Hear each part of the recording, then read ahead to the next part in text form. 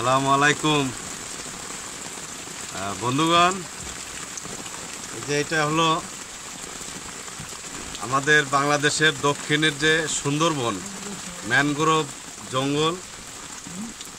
এই দেখেন, মনে হয় যে পানির উপরে জঙ্গল, এখন জোয়ার চলতেছে, তো এই জঙ্গল বলতে থাকেন। এই আমরা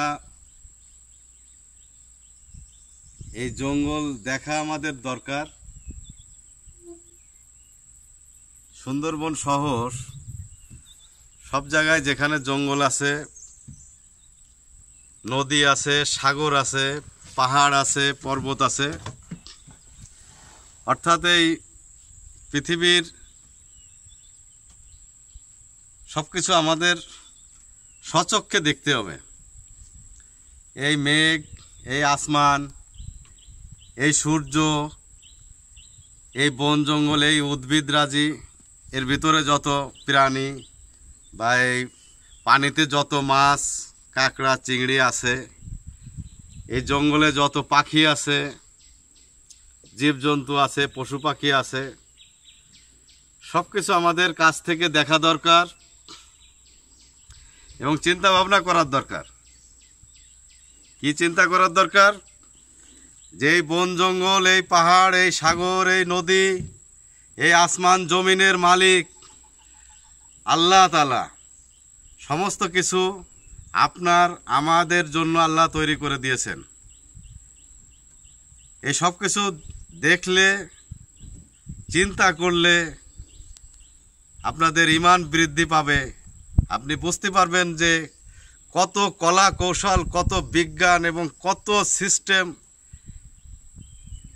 এই জীবজগৎ চলে, এই বিশ্বজগৎ চলে। সমস্ত কিছু আল্লাহর ইশারায় হয়ে যায়।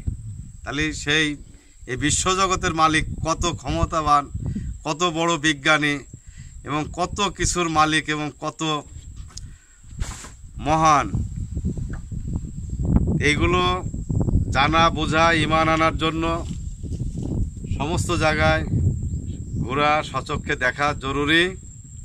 তা আপনারা বন্ধুগণ, আমি আপনাদের প্রতি বিনীত অনুরোধ, আপনারা শুধু বই পড়ে, ফেসবুক দেখে, ইউটিউব দেখে, টিভি দেখে বা কারোর কথা শুনে ঘরে বসে থাকবেন না।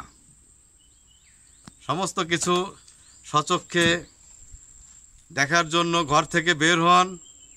সমস্ত কিছু আপনারা আপনাদের নিজের চোখে দেখেন, কারোর চোখে না, আপনার এই যে আমার নিজের চোখে দেখতে হবে যে কত বড় এই পৃথিবী, এই আসমান জমিন, এগুলো নিজেরা চোখে দেখবেন, অনুভব করবেন, তাহলে ভালো হবে।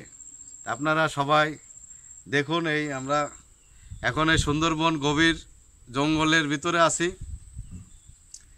এখানে আমরা এই আল্লাহর জগৎ দেখার জন্য আসি। আমি আগে থেকেই মাঝে মধ্যেই সব জায়গায় যাই, দেখি, সচক্ষে দেখি। আল্লাহর কুদরত, ক্ষমতা দেখতে, অনুভব করতে আমার ভালো লাগে।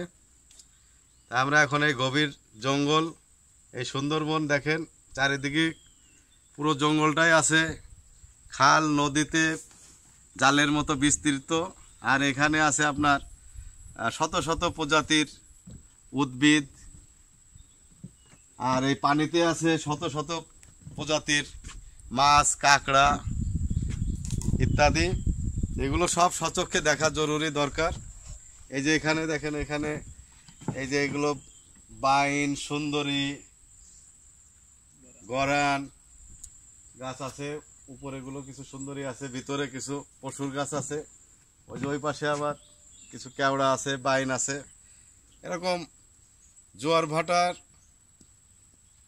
জোয়ার ভাটার কারণে পানি অনেক ওঠানামা করে। এখন জোয়ারের সিজন, জোয়ার চলতেছে, আবার ভাটা নেমে যাবে।